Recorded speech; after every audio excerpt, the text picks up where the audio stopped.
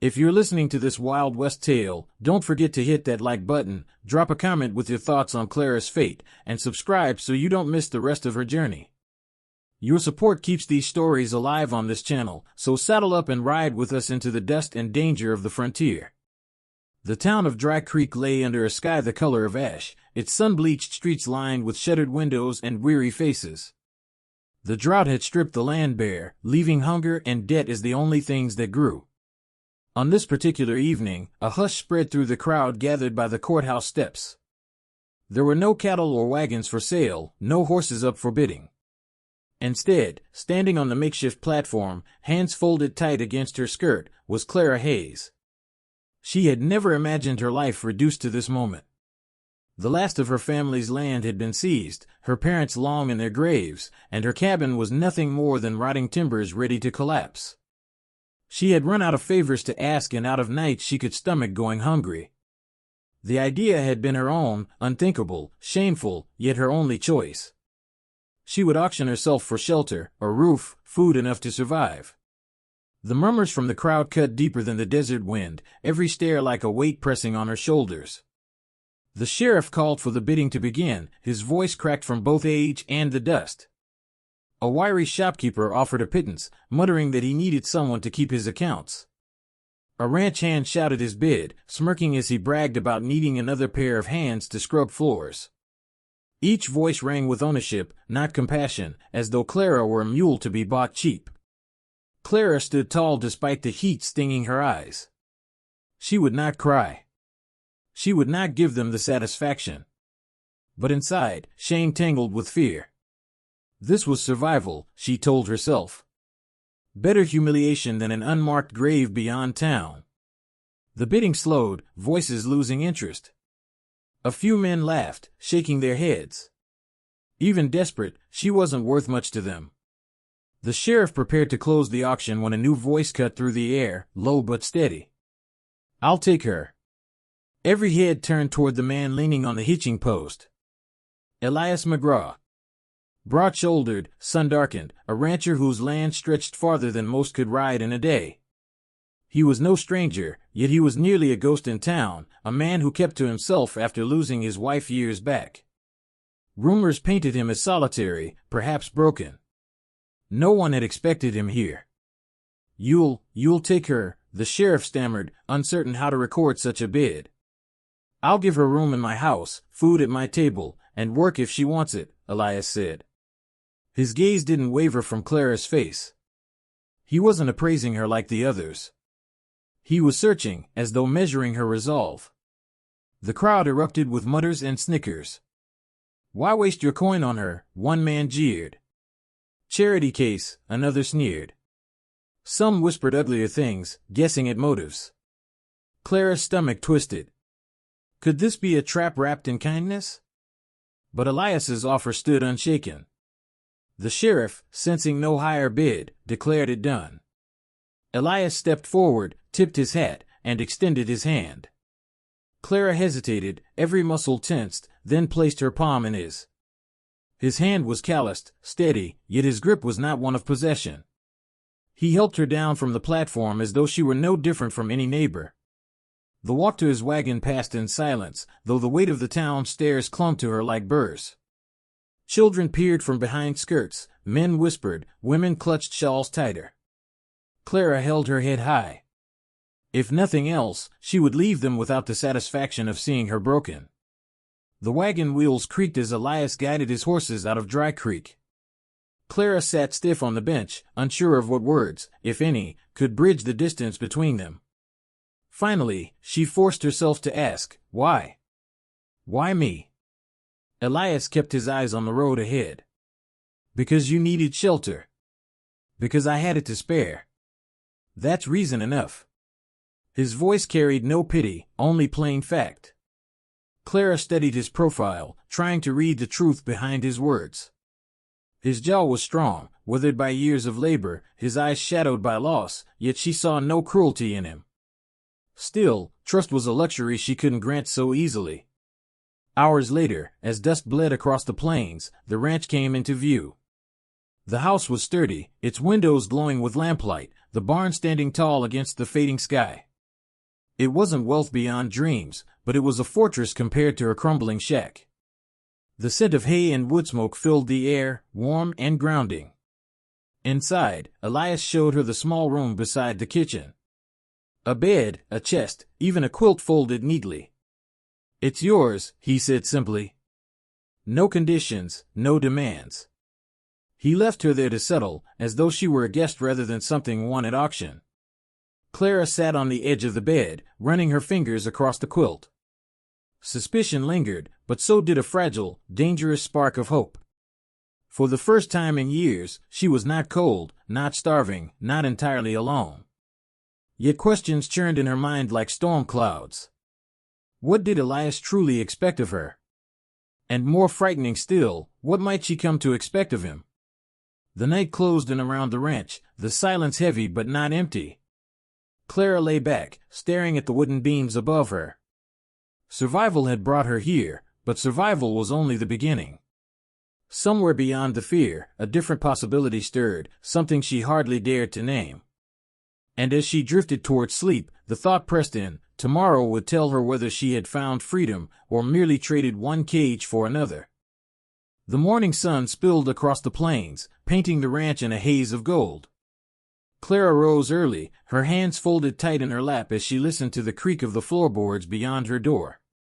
She had slept, truly slept, for the first time in months, but the weight of uncertainty pressed her awake. The room was warm, the quilt still tucked around her legs, yet part of her braced for the sound of demands, commands, or worse. Instead, Elias's voice called from the kitchen, steady and plain. "Coffee's hot. If you're hungry, there's bread and ham on the table." When she stepped into the room, he was already at the stove, shoulders broad beneath his shirt, moving with the quiet precision of someone long accustomed to solitude. He didn't look up, didn't leer, didn't speak with ownership. He simply poured her coffee, then returned to his own plate as though this arrangement were the most natural thing in the world. Clara ate cautiously, every bite a test. Yet as the silence stretched, she realized he meant it. She was not expected to serve, to entertain, to bend herself into someone else's will. That realization unsettled her almost as much as it comforted her. Survival had always demanded a cost. What kind of man offered shelter and asked nothing in return? After breakfast, she followed him outside, determined to earn her keep before he could decide otherwise. The ranch sprawled wide, fences in need of mending, cattle restless from the heat, fields thirsty for rain. Clara took to the work with a stubborn pride, hauling buckets, stacking hay, blistering her hands on tools. Elias said little, but his quiet nods told her he noticed. By nightfall, exhaustion pulled at her limbs, but it was a clean exhaustion, earned by sweat rather than shame. When she sank onto the porch steps, Elias joined her, setting down a tin cup of water. The silence between them was no longer heavy, it was companionable, filled with the chorus of crickets and the faint lowing of cattle. Days bled into weeks, each one reshaping her understanding. Clara found herself laughing once, startled by the sound. She learned to hold a rifle steady, her hands trembling less each time Elias guided her aim. She discovered she was stronger than hunger and loss had allowed her to believe. Elias never pressed her with questions, never reached where he wasn't welcome, but he listened when she spoke. Slowly, her story spilled out, her parents' graves, the debts left behind, the gnawing despair that had led her to that platform. One evening, after a long day repairing fence lines, he spoke of his wife, taken by fever 5 winters past. His voice cracked only once, but in that crack, Clara heard the depth of his solitude. He had not rescued her to own her. He had simply seen himself in her, a soul teetering at the edge of being swallowed whole by loneliness. Yet peace on the frontier was never more than a borrowed gift. The warning came in the form of smoke curling on the horizon, then the thundering hooves of neighbors riding hard to spread word. Raiders had struck a homestead 2 miles east. They were heading west, toward Elias's land. Clara's chest tightened, memories of the auction surging back. Helplessness had once defined her, stripped her to nothing but a desperate bargain. She would not feel that way again. As Elias checked his rifle and loaded his revolver, she stood beside him. "Tell me what to do," she said, voice firm despite the quiver in her hands. He studied her, brows furrowed as though torn between shielding her and honoring her strength. Finally, he handed her the spare rifle. "Stay close. Aim true. Don't waste a shot." The night split open with the roar of hooves and the shouts of men who had come to take what they pleased. Lantern light spilled across the yard as figures emerged from the darkness, guns flashing, horses shrieking. Elias fired first, the crack of his rifle echoing across the plains. Clara braced herself against the porch rail, heart hammering as she squeezed the trigger. The recoil jolted her shoulder, but she saw the rider veer, his aim shattered. Fear surged, sharp and blinding, yet beneath it throbbed something fiercer, resolve. She reloaded with trembling fingers, teeth grit against the chaos. Bullets tore through the barn, splinters flying, but she did not run. She fired again, and again, until the air stank of powder and sweat and blood. The raiders, expecting easy prey, found themselves facing steel and unbroken will. One fell, another fled, and soon the rest scattered into the night, their shouts fading into silence. The yard was littered with smoke and broken fence posts. Clara's hand shook violently, the rifle slipping from her grip as her knees buckled. Elias caught her, steadying her without a word. For a long moment, they stood together in the wreckage, the only sounds their ragged breaths and the settling groan of the barn. When at last she found her voice, it came low but steady. "I wasn't helpless."